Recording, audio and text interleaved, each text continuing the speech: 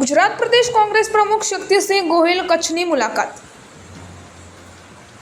કચ્છમાં ભારે વરસાદથી અસરગ્રસ્ત થયેલા વિસ્તારોની મુલાકાત લેવા ગુજરાત પ્રદેશ કોંગ્રેસ પ્રમુખ શક્તિસિંહ ગોહિલ આજે કચ્છ પહોંચ્યા હતા અને ત્યાં વરસાદથી વધુ માત્રામાં અસરગ્રસ્ત થયેલા વિસ્તાર માંડવી અને અબડાસાની મુલાકાત લેવામાં આવી રહી છે।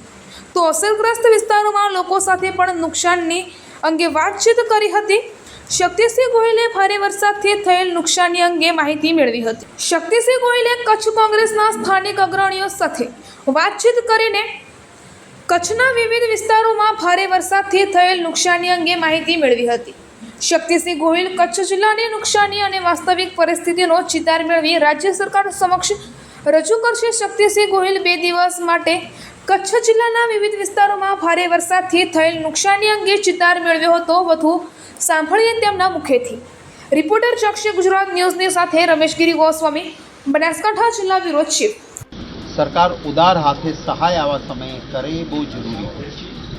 કોંગ્રેસની સરકાર હતી 1982માં આવી જ અતિવૃષ્ટિ અને વાવાઝોડાની સ્થિતિ થઈ હતી, ત્યારે જેનું જે નુકસાન ગયું એનું પૂરું વળતર એ વખતની કોંગ્રેસની સરકારે આપ્યું। આજે પણ કોઈ આવે તો હું એમને ભોજાવદર, સમઢિયાળા જેવા ગામોમાં પાક્કા મકાનો, ગરીબ માણસોના ઝૂંપડા પડી ગયા હતા તો એને પાક્કા મકાનો બનાવીને આપ્યા તે આજે પણ ઊભા છે।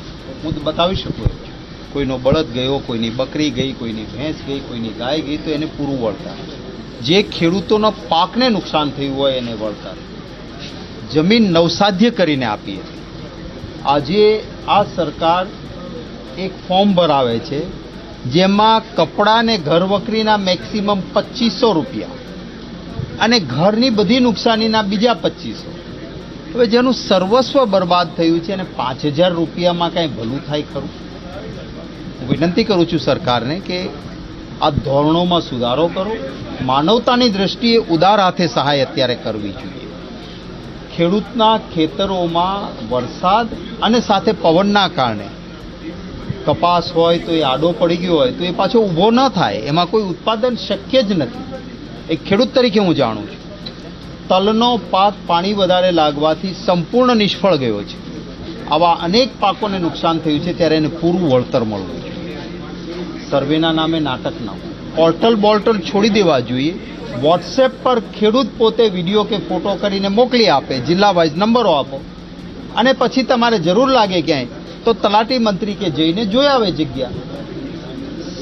સરળતાથી ખેડૂતને પોતાનો જ પુરાવો પોતાવો આપે અને જ્યાં વોટ્સએપથી કે નથી મોકલી શકાય ત્યાં તલાટી મંત્રી ગ્રામસેવકને નિયુક્ત કરીને સર્વે કરીને તાત્કાલિક પૈસા મળવા જોઈએ। કેશ ડોલ્સ એટલે કે રોકડ સહાય રોજે રોજની લોકોને મળે એ માટેની જોગવાઈ આપણા ડિઝાસ્ટર મેનેજમેન્ટ એક્ટમાં છે। એમ છતાં આ સરકાર શું કહે છે કે સરકારે જેને ફેરવીને બીજે લઈ ગયા હોય એને જ કેશ ડોલ ચૂકવશે। આ વ્યાજબી નથી। જે પોતાની રીતે પણ મુશ્કેલીમાં બીજે ગયા છે એને કેશ ડોલ્સ મળવા જોઈએ। હું આજે વિસ્તારોમાં 2 દિવસ સુધી લોકોની વચ્ચે ફરવાનો છું।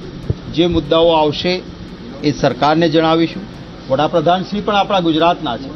મેં આજે જે કોઈ પરિસ્થિતિ છે, હું જામનગરમાં, સૌરાષ્ટ્રમાં હતો, અમિતભાઈ ચાવડા અને અમારી પ્રદેશની ટીમ વડોદરા ખાતે જઈને આવી, બીજી ટીમોને પણ મોકલી હતી। જે કોઈ માહિતી આવી છે વડાપ્રધાનશ્રીને પણ મેં ઈમેલ કરી છે કે આટલું નુકસાન થયું છે ને આ રીતે એને વળતર ચૂકવવું જોઈએ। હું આશા રાખું છું કે કેન્દ્રની ભાજપની સરકાર અને ગુજરાતની ભાજપની સરકાર માનવતાની દ્રષ્ટિએ પૂરી સહાય આપે।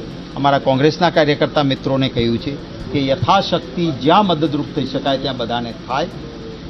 તંત્રને પણ ફોર્મ ભરાવાની બાબતમાં બીજામાં એમના હાથ માનવ સંસાધન ઓછા પડતા હશે તો કોંગ્રેસના કાર્યકર્તાઓ ખરેખર આપ જુઓ છો તેમ કોંગ્રેસ પાર્ટી હર હંમેશ લોકો વચ્ચે લોકો સાથે રહેતી હોય છે। આવી અત્યારે જ્યારે કચ્છની અંદર અસરગ્રસ્ત આખું કચ્છ થયું છે ત્યારે મારે એટલું જ કહેવું છે કે કચ્છના ગુજરાતના પ્રદેશ પ્રમુખ માનની શ્રી શક્તિસિંહજી ગોહિલ એને તાત્કાલિક એને આ કચ્છની અંદર જ્યારે વિધાન